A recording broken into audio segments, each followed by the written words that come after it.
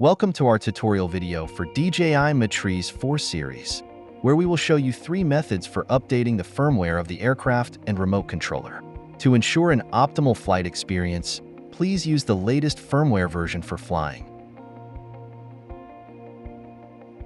Make sure the remote controller and the aircraft are properly connected before update.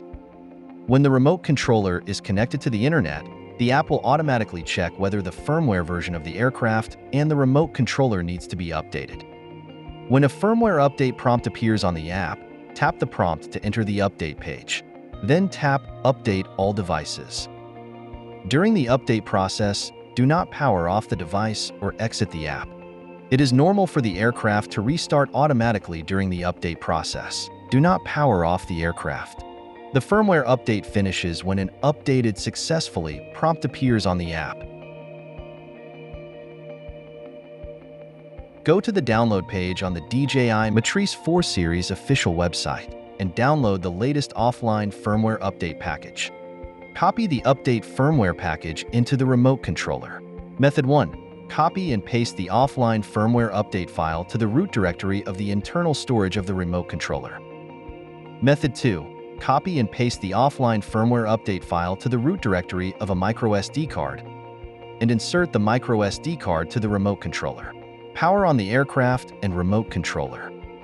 Launch DJI Pilot 2, enter HMS, tap Firmware Update, Offline Update, and select the firmware package and tap Update All.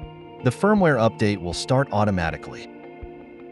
Do not power off the aircraft, remote controller, or remove the microSD card before the update is complete to avoid damages to the device.